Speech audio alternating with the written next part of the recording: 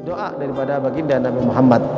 Hendaknya orang-orang itu kalau mengangkat penglihatannya, matanya melihat ke atas, ilas sama, ke langit, atau lihat kemana saja, menoleh ke kanan dan ke kiri, hendaknya betul-betul mereka berhenti dari perbuatan itu, atau jangan-jangan sampai nanti matanya tidak dikembalikan oleh Allah.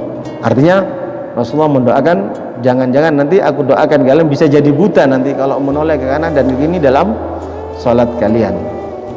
Begitulah Rasulullah SAW dalam mengamalkan firman Allah Subhanahu wa taala. Tentunya yang sudah kita ketahui, yang diantaranya wattaqu fitnatan la tusibanal ladzina zalamu minkum khassah wa'lamu annallaha sadidul iqab. Dan takutlah kalian, jagalah diri kalian dari siksa yang tidak hanya menimpa orang-orang yang zalim saja, akan tetapi juga orang yang tidak zalim, ada kemungkaran dibiarkan, juga dia akan ditimpa azab juga. Kalau yang zalim ditimpa azab, dia pun akan ditimpa azab. Dan ketahuilah sesungguhnya siksa Allah itu sangat-sangat keras. Ini peringatan dari Allah Subhanahu wa taala, sehingga setiap kemungkaran yang dilihat oleh baginda Nabi Muhammad selalu diingkari dan diluruskan serta dibenarkan.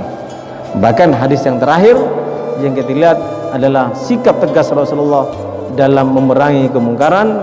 Kalau kita sholat jangan menguap, karena menguap itu nanti memberi peluang kepada setan untuk masuk ke dalam mulut kita. Yang kedua, untuk menunjukkan malas atau terlalu kenyang. Yang ketiga, kalau kita menguap dalam sholat kita, karena setan berarti sukses menggoda kita, mengurangi kita, mencuri kehusuan kita dalam sholat kita, maka setan akan menertawai kita. Rasulullah SAW dari semua ayat itu, dari semua hadis yang disampaikannya, sabda Rasulullah yang disampaikannya, menunjukkan sikap tegas Rasulullah. Setiap ada kemungkaran harus dihilangkan, tapi memerangi kemungkaran bukan dengan cara yang mungkar, sebagaimana Rasulullah SAW menyampaikan, la ya'muru bil ma'ruf wa la yanha 'anil munkar illa latif.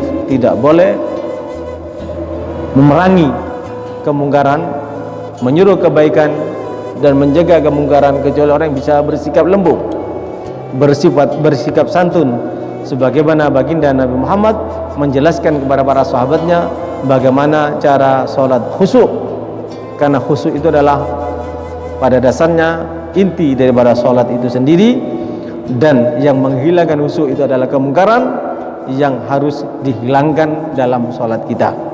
Oleh sebab itu, supaya kita tidak diazab oleh Allah, tidak disiksa oleh Allah, dan supaya sholat kita membuahkan kemampuan untuk kita melakukan kebaikan.